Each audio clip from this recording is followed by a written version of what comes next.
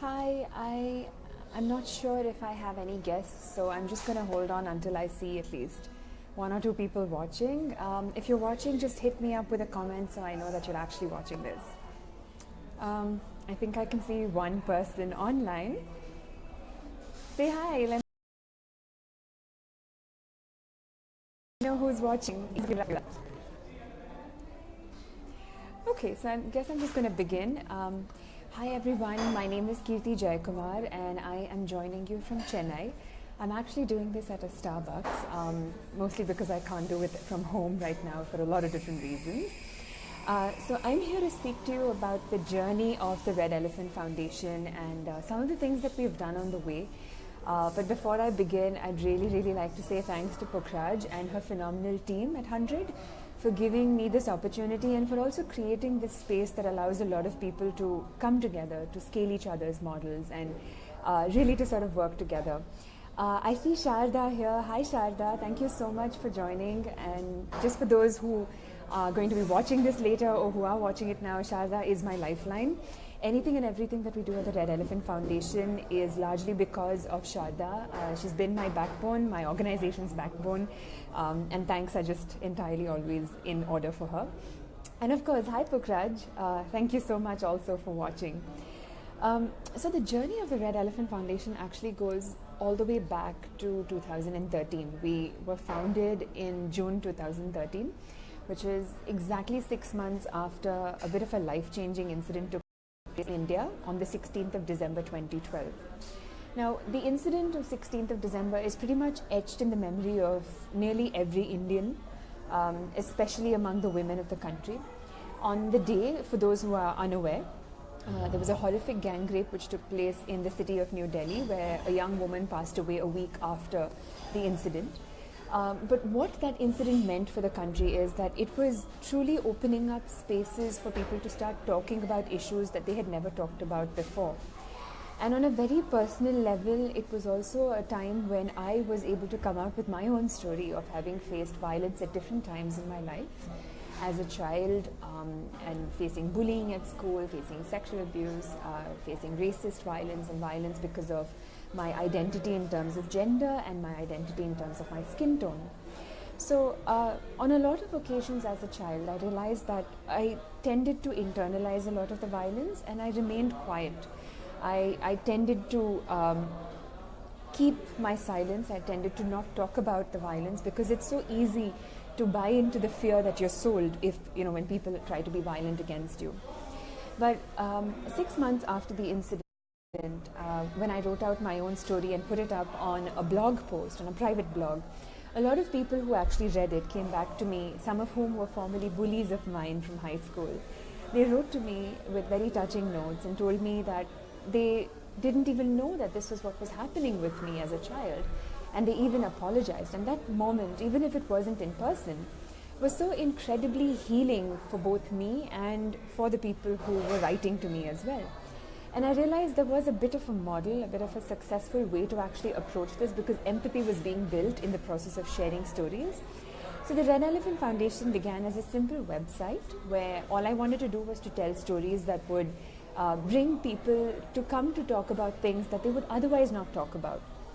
I reached out to a dear friend of mine, Manasa Ramraj, and another friend of mine called Arshi Tirki, and the three of us decided that we would actually get going on this adventure. So Manasa and Arshi joined me on the legal team. The both of them are phenomenal lawyers, and at the time they were still in college, but they helped me out with creating an activist basis, a basis to structure one's response to what was happening to the world around them and in the world around them. So bit by bit, we started growing with more and more stories with a few law-oriented documentation. When Sharda came on board, so Sharda joined us as the outreach head and continues to this very day to be the reason why we do a lot of things and why we're even visible. A lot of people know about us because of the efforts Sharda has invested in the growth of our organization, and my gratitude to any of and all of these people can never ever find enough words to articulate themselves. So with the storytelling wing, at some point we came to understand that while we were telling these stories and while we were putting up these campaigns, a lot of people who were reading our stories wanted to respond to them. They wanted to do things that would make a difference in the world around them, but they just didn't know how to do it. But the flashpoint actually came at a time when I went to the school that I studied at to teach dance, at which point I happened to see a boy bullying a girl in the classroom. And the teacher couldn't, for the life of her, seem to do anything to prevent it or put an end to it. Except for warning the boy, she did nothing, and the situation was likely to repeat itself. So I came out with a curriculum, which was very rudimentary at best at the time, and I decided that I would implement it, but I couldn't go back to the same classroom of boys and girls because of a variety of reasons. So I wound up going to another classroom which had a toxic bullying environment. And in the course of the exchange in that classroom, it so happened that one boy had constantly bullied this young woman in the classroom, and the two of them couldn't see eye to eye. So after about 2 hours of exchanging conversations, doing a lot of activities and getting into games and learning together on themes of empathy, on themes of communicating and of concepts of non-violence, we finally sat down for a session where I invited the children to come forward to tell their stories. So this young girl stood up. Throughout the entire session, she was incredibly quiet. So that she stood up at that moment was in itself a bit of an awakening for me. So when she stood up and showed up in front of the entire class, she talked to everybody and looked everyone in the eye and said, this boy had constantly bullied her. And every time he bullied her, it hurt her tremendously because she was also coming from a violent background at home. Her father was violent to her mother, often beat her, and now the family was no longer going to stay together, and she just didn't know how to handle it, and so she remained silent. Somewhere in the middle of telling her story, she began to cry. But just at that moment, the boy that had constantly bullied her got out of his seat, walked right up to her, taking great strides, almost as if he was going to be violent to her, and he gave her a big hug. When the two of them composed themselves, the boy asked if he could share his story, and he wound up telling us the exact same thing. He was going through a violent home situation as well, where his father was violent towards his mother and would beat his mother. So now his family was also going to splinter and go a completely different direction. But the difference here was this boy decided that he would use violence to reclaim control, while this girl just lost control and remained silent. But that moment was tremendous for me, for the two children, and for every other child in that classroom, because it showed us the power of empathy. It showed us the power in just opening up to tell your story and in listening to the story that's told to you. That healing moment actually went forward to create a tremendous impact, because the two children continue to this very day teach young children in their classrooms, in the classrooms of their juniors, in the classrooms of their friends, siblings, to not bully each other. So that night, the second initiative of the Red Elephant Foundation was born, and this was called Chalk Peace. We called it Chalk Peace essentially because we were teaching peace education, except we weren't teaching, we were co-learning it. So we came up with curriculums, we came up with handbooks, we came up with a few ideas of how we would implement the themes that we wanted to get children to think about. And bit by bit, we began to start working with more schools in Chennai. Slowly, we also had the opportunity to work remotely, even if in a session or two so far, with a school in Pakistan. We were also able to touch many lives among the parents of the children as well, who came forward to engage with us and to participate in some of their own workshops as well. At some point, people started putting their trust in us, because if we were able to reach out to their children, we were able to tell their children things that they should think about, things they should frame their ideas and their thoughts around. The trust that they built in us led them to also reach out to us every now and then when they felt the need to have a survivor's requirements addressed. But to double back a little bit at this point, I must tell you that the Red Elephant Foundation was started as a one woman, one laptop, one big audacious dream. And so we had no money, right from the word go. All the way up until now, we have functioned as a zero funding organization. The only money that goes into any of it is all that I spend for the URL of the website, which is about $10 a year. So our zero funded model actually runs on the blood, sweat and tears. Literally, I'm not even kidding. The blood, sweat and tears of a team of phenomenal volunteers, 52 of whom form the core group, fundamentally working on some of the most significant tasks in the organization, while a formidable team of over 700 volunteers around the world have helped us at different points of time. And I'm going to come back in a little while to address this about how volunteers have really been the lifeblood of our organization. So going back to the story, because we did not have money as an organization, we couldn't offer support to a survivor. We couldn't rehabilitate a survivor. We couldn't offer medical support means to represent them in court. So instead, when organizations that we knew were doing meaningful work could actually provide these services, we decided we would be the bridge. So bit by bit, when people reached out to us, I started referring organizations that they could take a survivor to, or if they were the survivor themselves, that they could go to. But on the night of the 14th of May 2016, I had a bit of a wake-up call. A friend of mine was trying to reach out to me on WhatsApp because she was escaping an abusive marriage. Except that she was reaching out to me at a time when I was not usually asleep, but that night I was asleep. She had left all of 31 missed calls and 16 messages on my WhatsApp, but I hadn't responded. Turns out that this girl had lived all her life in Chennai, the city that I live in, which is how I know her, and then moved away to London after marriage, but had never ever experienced life in the city, because since the first day of her life as a married woman, she was locked up in her house. She was constantly abused. She was beaten. She was not allowed to call home. Her computer, whatever little access that she had, her email was all down. Until that one night on the 14th, when her husband, who normally locked her up every day, had forgotten to do that when he left the house in a hurry. So she managed to walk out of the house with whatever money she had, and after not getting through to anybody in India, because she didn't want to call her parents since they were cardiac patients, she snapped her SIM card, left her phone in the house, took whatever money she could, got out into the train. Switching train after train after train until a good Samaritan found her and managed to give her the help she needed because she looked like she was in distress. She managed to find a temporary shelter. The next morning she found help, found her way back to India, and today lives in a place that's a much, much happier place than she was in back then. But that incident made me realize that when people need this information and they reach out to the ones that they trust, what if the ones that they trust either don't have the information themselves or just aren't accessible at all? So that led me to think about ways in which we could plug that gap. And I'm often thinking of ways to plug gaps when an opportunity finds itself to present itself before me. And so this felt like one of those occasions. So drawing inspiration from some of the organizations we've worked with, such as Safe City, and organizations that we've observed, such as Harris Map, crowd-based crowd mapping helped visualize data in a very efficient fashion. So with a team of 10 volunteers who were recruited through the UN online volunteering system for the Red Elephant Foundation, I sat down to look at organizations across 196 countries. It would have been 197, but we couldn't do anything about Syria, which is a very painful situation even now. So 196 countries, 1 month later, we came up with a list of 5,000 organizations across 11 verticals. So these verticals included legal help, police support, ambulance support, medical help, emergency support in the form of food, shelter, clothing, education and employment opportunities, refugee-specific support, and even consulates as well.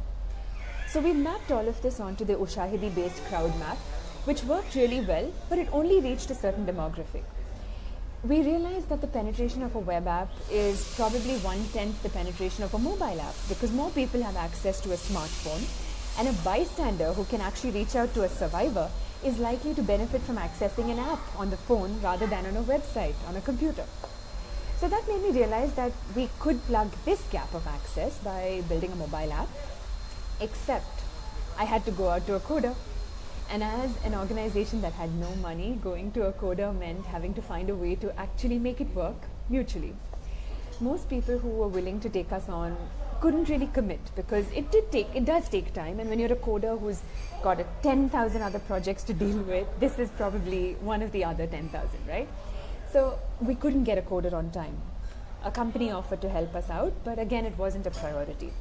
So I realized that if I wanted to have anything done about this, if I really, really needed to get this app out, I would just have to do it myself. So the last time before that month that I had done anything relating to coding or computer science was in grade 10, a good many years before that. And my computer science teacher had done a great job of letting me know that I was incapable of anything to do with computer science. But I realized that I could go past the words that he had labeled me with, because what are we if we're not going to discard our labels and keep evolving, right? So I taught myself to code by relying on tools from the internet, whether it was Code Academy and then courses on Coursera. I cried myself in the process. There were times when I felt like I was in a 3D movie with code just coming at me from odd angles, hitting me and appearing in my nightmares. And then I chanced upon this concept called software development kits, which has something called pre-coded technology or pre-coded sections that you can actually drag and drop into your app. So when you have a handicap in coding certain aspects, or when you are not quite able to get there with certain aspects, the SDKs come to your rescue. And that's exactly what happened to me. So I happened to build the app with a little bit of coding and a lot of this software development kits. And eventually the app came into being. Now the name for the app was something that was selected by Sharda and Rupande Mehta, both of whom are, I think it's unfair to just call them the apples of my eye. I think they are my eyes. They're like one eye each, literally. I know I'm very Indianism when I say that. But so the two of them actually were instrumental in picking the name Sahas, which means courage. And the idea being that just making the app was a leap of faith in its own self. It was an act of courage in its own right. And the act of a survivor seeking help, of a bystander choosing to be active and to intervene rather than to just watch passively, entirely dovetails into the idea of courage. So significantly, the name felt like a perfect fit. With that, Sahas today has grown to to offer 40,000 different organizations under its umbrella. We have separate libraries. We have a bystander library, a survivor library, a learner's library, which are dedicated to specific angles of what each individual needs to be equipped with if they want to address a situation of violence, whether for themselves or people around them. And also a section where you can make your own notes if you're a bystander or a survivor, where you can actually fill in information about each incident that had taken place, that you want to document narratives about. And eventually, throughout the entire span of about 8 months since Sahas has gone live on Google Play and on our website as a downloadable app for iPhones, as well as a bunch of other devices, we've been able to reach out to 3,000 survivors and counting. At least this is about all that we know, because these are the survivors who've written to us or have had bystanders write to us saying that they use this to respond to a situation of violence. So one of the biggest take-homes for me about the Red Elephant Foundation, it's not about the work that we've done, it's about the people. It's about every person who has chosen to be part of this community. It's about every person who has chosen to show up, to become one with the Red Elephant family, because that is what I see all of us as, and who makes it their mission to change, starting from within and impacting the world with that change and building a peaceful future. Every one of the people that I have had the opportunity to work with through Red Elephant, whether it's in the core 52 or in the 700 odd people who've come and gone at different points of time, they have been people of utmost resilience, courage and strength. They give back with a sense of conviction. They see themselves as stakeholders for the future, and they want to constantly work hard to build a future that is entirely built on a foundation of peace. When I started the Red Elephant Foundation, I must be honest in telling you that I started with setting myself up to failure. My expectations were 6 feet under, because I didn't see this as anything more than a website, and I didn't see that there would be enough people who would buy in on this vision.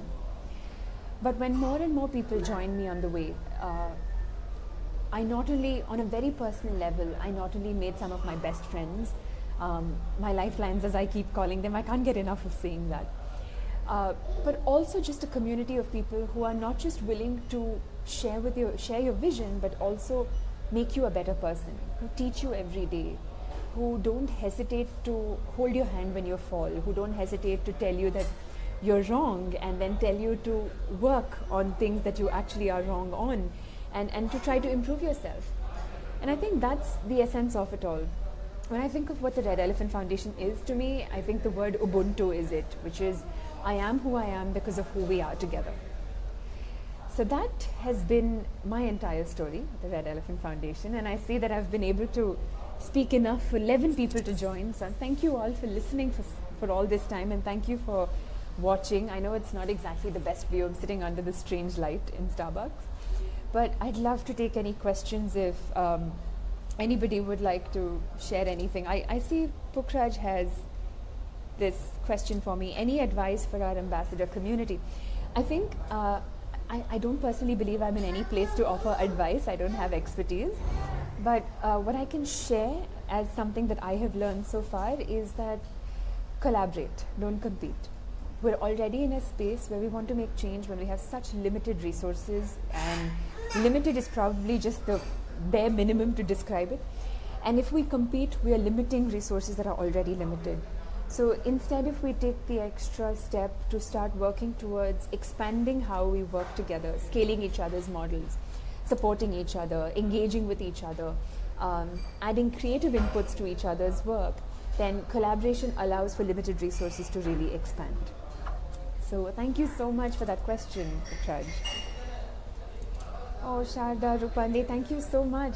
It's so touching to know that you've both showed up and that you're watching, and it's also so, I feel the love. Thank you so much. Thank you, Lauren. Thank you, Vandita, for joining on the call as well, and thank you so much, Frederica. Okay, so I think I have one more question. Pukraj asks me, what is next for the Red Elephant Foundation? I'd like to say that we don't really always have a plan of what's next, because we've also been very evolutionary in developing our plans.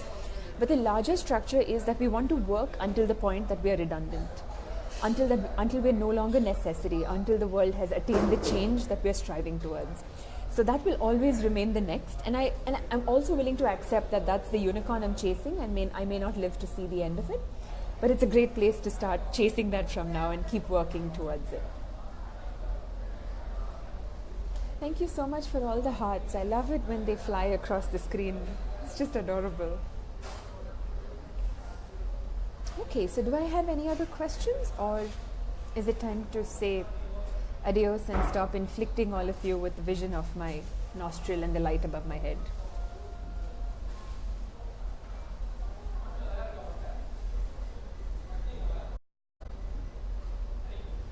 Okay, I don't see. Oh, I see Renita is watching. Thank you so much for joining me, Renita. Who else do we have? Jerin. Hi, Jerin. Thank you so much for joining again. So Pukraj asks, how can the 100 Ambassador community help your cause, and vice versa? I think the 100 Ambassador community is a phenomenal place, because seeing the sheer number of innovations and the sheer variety in the innovations, and not to forget the kind of depth in each of it, it's a beautiful learning place. And so I think in terms of working with the Red Elephant Foundation, I think the idea is to collaborate and to also teach each other. So I think that's totally how it can work, because I don't believe that the cause is only the red elephants. The cause is very global. The cause is humanities.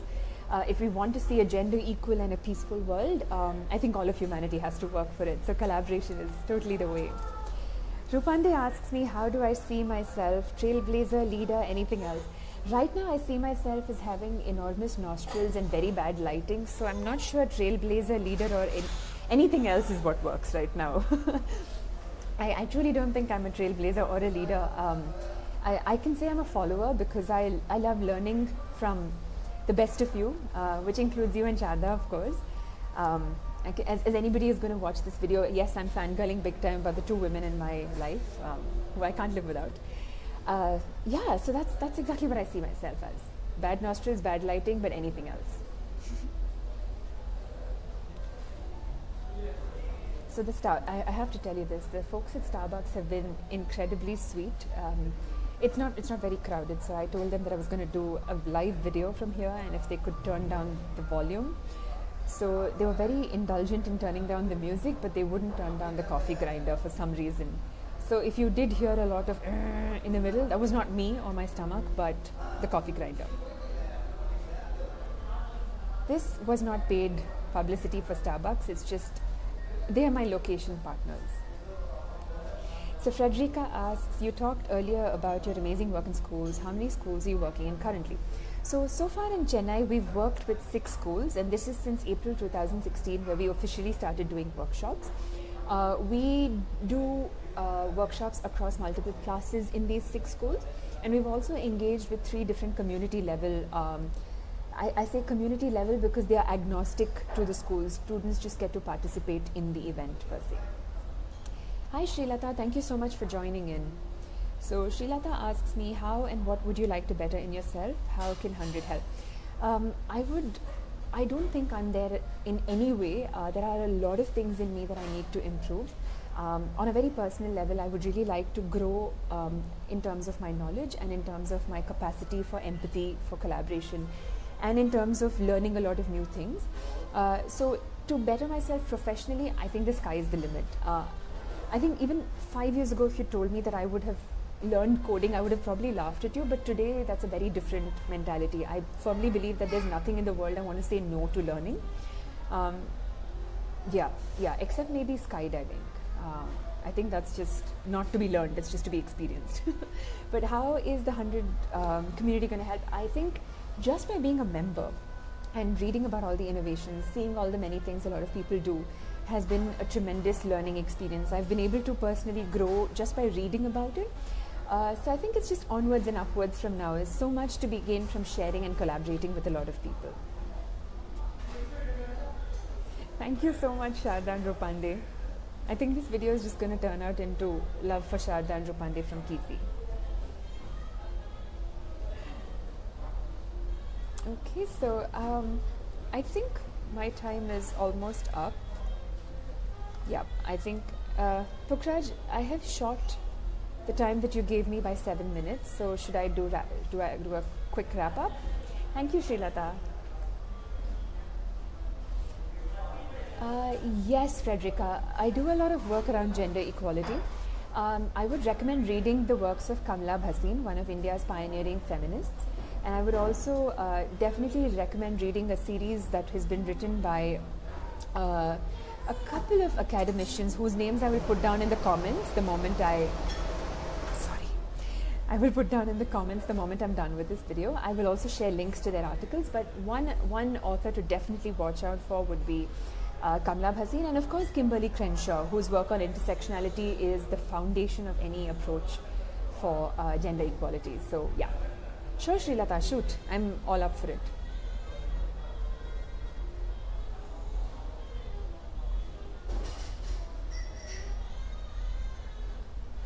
Okay, there's some fun saxophone music playing above me while I wait for Srilata's question.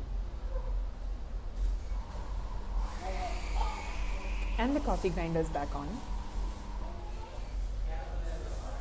Thank you for the hearts, Renita. I keep seeing your profile picture come up and then explode into a little heart. It's beautiful.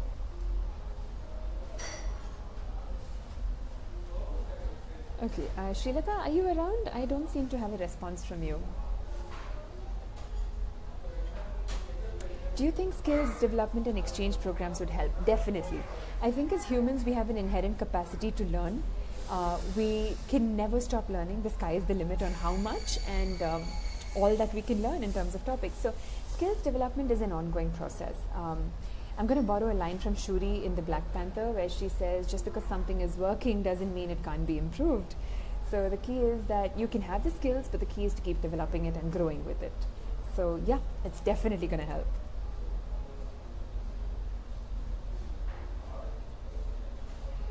Okay, so I think that is my time, but if anybody does get the chance to watch my nostrils under bad lighting again, you have questions, please feel free to write it up as a comment to this video once it is recorded and it goes up.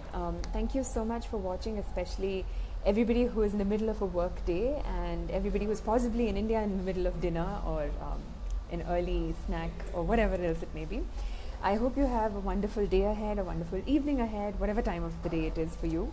Thank you so much for joining in, and thank you, Pukraj, for giving me the chance to do this. Bye for now.